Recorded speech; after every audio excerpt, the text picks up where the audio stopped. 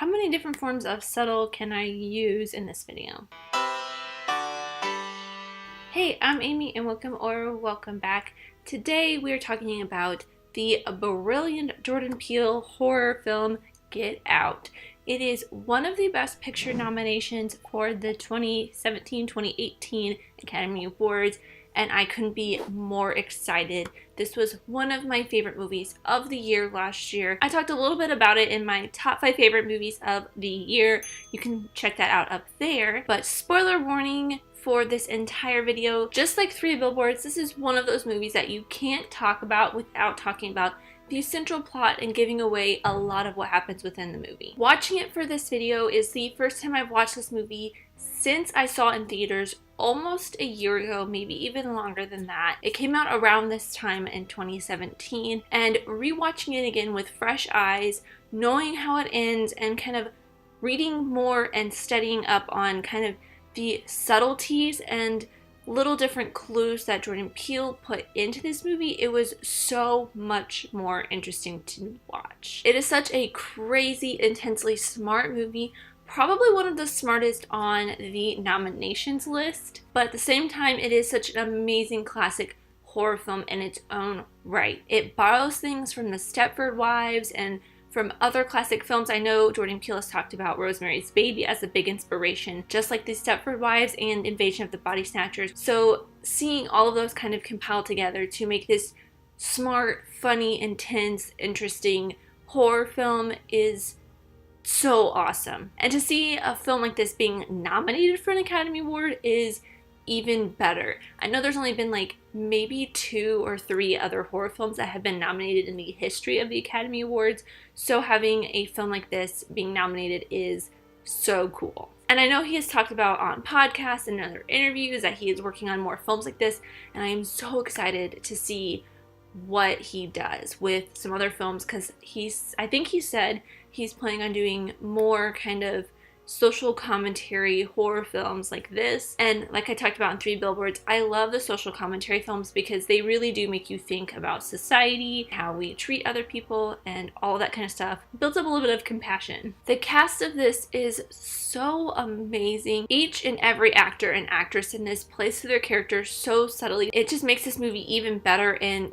gives off such powerful performances from everybody, including such all-stars like Bradley Whitford and Catherine Keener. But the stealer of the show is, of course, Daniel Kaluuya, who plays Chris Washington, basically being main character throughout this film. You really see in each and every scene that he's in kind of how he kind of starts figuring out everything, how the tension kind of builds between him and his girlfriend's family, and you really, like, through his expressions and body language, you really kind of feel the intensity and scaredness that he has. You just feel that anxiety from him, and it really starts giving you anxiety, even if this is something that in your personal life you have never experienced. Something, not exactly what happens in the film, because, I mean, of course, this is a dramatic film that probably hopefully would never happen, but the overarching theme of this movie is something that you haven't personally experienced in real life, which, being a white woman, I've never experienced something like this, but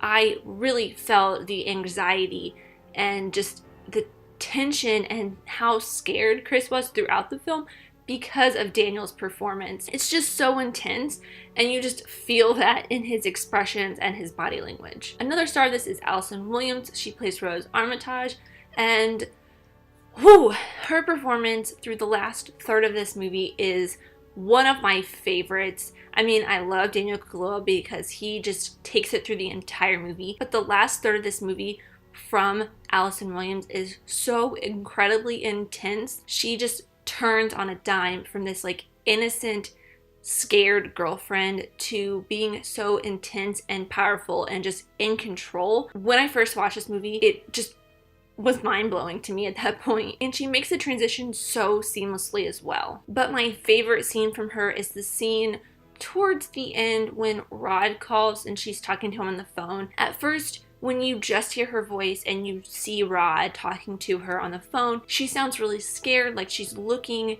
for Chris and she can't find him, like she's telling the truth when she's telling Rod that he left. But when you see her side, her on the phone, she's just sitting there straight-faced, kind of monotone, I guess, if a person can look monotone. She's wearing all white. She's just sitting straight up in a chair, staring straight forward with the phone to her ear, even though she looks like she would be talking in a monotone. And when you see her, because you see her body language, you kind of feel the monotone from her, but at the same time, you really feel and hear the emotions that she's talking through, so it makes it even more intense and terrifying. It also really shows how truly manipulative she is and can be, especially seeing this is how she kind of gets the guys to come back to her family's home so they can do this transformation on them. She has to be this like manipulative person that can act super sweet and innocent at the beginning, and then once it's time to do the switch, she just completely becomes just insane. And speaking of Rod, Lil Ron Howery is probably everyone's favorite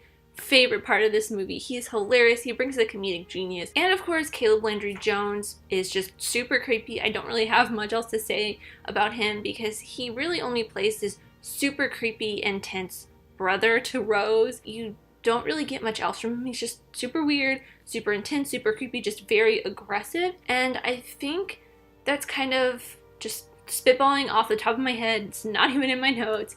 It's just kind of how I feel someone in his position would be. I'm pretty sure from what I take from the movie that he and Rose are twins, so they're kind of like opposites a little bit. Like she can flip the switch and go from the sweet innocent person to this very intense kind of monotone person and bring the guys to her, while he is just very aggressive. And it's kind of talked about how Chris is lucky that he was brought in this way versus the way Jeremy brings people in, where he just kind of knocks them out in that Knight's helmet and just drags them to his car. So I think that's kind of just showing how static his character is versus how versatile and two-sided, two-faced, I guess, Rose's character is. And one of the few times I've talked about a director in any of these Oscar nomination videos is Jordan Peele, because he is the only first-time director, I think, in any of the nominations. Everyone else has a pretty good track record as a director slash writer,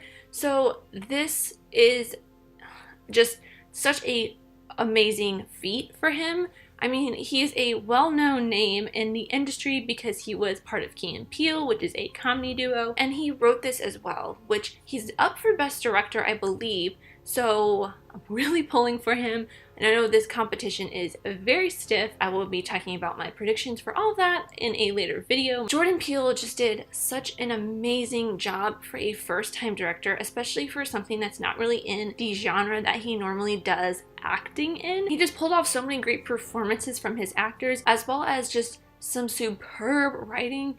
I mean, he is a comedy writer, but he does pull from experience and inspiration from other films, like I talked about earlier, to make this just beautiful masterpiece of a work of art. And I mean, he uses his comedic writing abilities to bring just this subtly funny tone to the movie in certain places, especially with Rod's character. There are so many subtle clues and themes hidden throughout this film that if I sat down and talked through each and every one of them, we'd probably be here for a good couple hours, but I pulled out some of my favorites slash some of the ones that are a little bit more important to speak a little bit on, because they were some of the things that I found so fascinating throughout this movie, because this movie is one of those that you have to watch a couple of times or just read through a bunch of research that people have done picking apart these films. So of course, one of the big ones is the Knight's helmet that Jeremy wears when he captures his victims. It's kind of hearkening to the KKK, I feel like. It really kind of represents how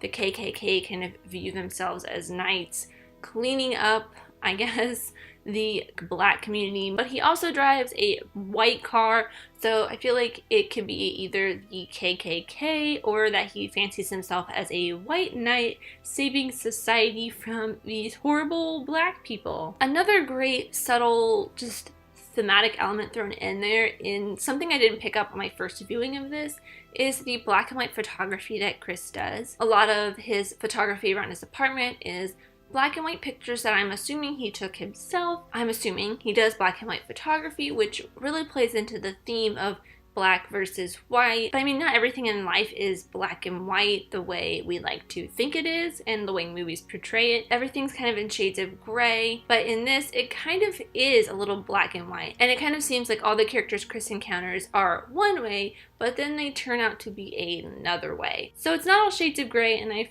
feel like that really makes no sense. I'm kind of just throwing this off the top of my head as I'm recording. Another really great kind of subtle change throughout the film is the clothing. In the beginning, both Rose and Chris are wearing blue shirts, but her family is wearing black and kind of darker colors, as well as at the party, all of the guests are wearing black and white and red. And then once Rose gets there, she kind of switches a little bit gradually. She switches to a really dark shirt at dinner, where Chris is wearing gray, and then he wears a gray shirt with a blue shirt over top of it at the party, and everyone else is wearing black, white, and red. And at the party, Rose is wearing a red and white striped shirt, kind of signifying she's slowly shifting her way into their kind of group, I guess, if that makes sense. She's just subtly shifting herself over. One that is kind of talked about in some of the articles that I've read throughout my research for the movie is the deer and the hit and run kind of storyline with Chris's mom. One thing that a lot of the research that I did or articles that I read talked about was the deer hit and run scene, along with the parallel to Chris's mom's hit and run, plus when they stop and talk to the cop at the beginning of the film. The cop thing is a little bit more simple, so I'm going to focus on that first. When Rose is talking to the cop, Chris is just kind of leaning up against the car, just waiting for them to be done, and then the cop asks Chris to see his ID because I guess that's standard procedure, even though Rose takes it a little offensively and gets very defensive and is like, you don't need to see his ID, he wasn't driving, I was driving, while Chris is just like, okay, I'll show you my ID. Some of the articles that I read talk about how she's being a little overly offended that the cop is asking for his ID and kind of overcompensating for the fact that she's taking him to her parents' house for him to just switch bodies and trying to prove to him that she is on his side, not that she is going to kill him, essentially. And then the deer. After they hit the deer, you see Chris go up and he kind of looks at it really sad. And later on in the movie, you get the sense that he was equating the deer to what happened to his mom. Something that he couldn't help, but he probably should have helped with. Not necessarily that he could do anything with the deer, but he was supposed to, or he should have, called 911 to have someone look for his mom because he was so young and he just kind of didn't do anything, so he blames himself. And then once they get to Rose's parents' house, the dad is talking about how he's kind of glad that they hit the deer because, to quote him, one down, 100,000 more to go. He doesn't like the deer. He thinks they're just nuisances and overpopulation, which you could equate to him not wanting black people around, which is very similar to the way black people were looked upon during segregation and still kind of are today by some people. Then the irony of it all comes around when Chris kills Dean with the deer's head at the end. And then there's a couple more obvious ones that become very clear when the movie kind of comes to a head. And one of those is the sizing up of Chris at the party. A lot of people at the party are asking Chris about his hobbies, any sports that he likes to do, sizing him up by feeling his muscles, commenting on his strength and looks. And one woman even asks Rose some stereotypical questions that women would have about black men. This kind of leads into the stereotype that black people are better, faster, stronger, cooler than white people, especially when one guest at the party says that black is in fashion now. And this is kind of backed up earlier in the film with Walter running straight towards Chris when he's outside, and Georgina admiring her reflection in the window previously to that. If you have seen this movie, and since this video is already filled with spoilers, you know that the Armitage's grandparents are Walter and Georgina. And because their grandfather was beaten by Jesse Owens in the Olympics, you know that when he's in Walter's body, he's going to want to run really fast, especially as a black man, because he thinks, since he was beat by Jesse Owens, that he's going to be faster and better and stronger as Walter. And then Georgina, the grandmother, just feels that she's more beautiful and young as Georgina, so she stands there and admires herself in the reflection of the kitchen window, as well as in a mirror later on. Finally, there is the most talked about scene in this entire movie, the separation of the milk from the Fruit Loops when Rose is looking up some other potential dates while Chris is getting his transformation done. I mean, this one is fairly obvious and very straightforward, really just illustrating the separation of whites from colors. There is an alternate ending to this movie that I won't really go all that much in depth into because I'm assuming it wasn't put in the screeners, so people really didn't watch it unless they watched it on the DVD. But because it wasn't on the screeners, I'm not going to be talking about it a whole lot here. But I did want to touch on it a little bit because it makes it a much, much darker film. So if you don't know what the alternative ending is, instead of Rod showing up in the TSA car, it is some police officers show up while he is choking Rose and arrest him for killing everyone. Which, because of the current political climate, the first time you watch this movie and you see this scene and you see the flashing lights, you think automatically that is what's going to happen. That's what Chris thinks is going to happen too. But then Rod steps out of the car and everything is pretty much okay. And because of the current political climate, it's probably the same reason that they changed the ending to the one that they have now, just to give it a little bit of hope at the end. I love this movie so much, but I honestly don't think it's going to win Best Picture, no matter how much I want it to, but that is something I'm going to talk about in my Oscar predictions video later on this month. Overall though, I think Get Out would probably be in the top 3 of actually winning the Oscar. And that is all I have for you guys today. Let me know your thoughts on Get Out, because this movie has so many subtle different things that I didn't even get to talk about, some things that I probably didn't even notice. So let me know your thoughts in the comments down below. And let me know, again, as always, your predictions for who you think is going to win Best Picture. But thank you so much for watching. I appreciate you, whoever you are. Let me know who you are in the comments down below, and let's be friends. If you enjoyed this, leave a like and subscribe if you're new, because I am talking Oscars all the way up until the Oscars, as well as my usual filmmaking, TV shows, nerdy, fun movie stuff. So I hope to see you guys around. Bye!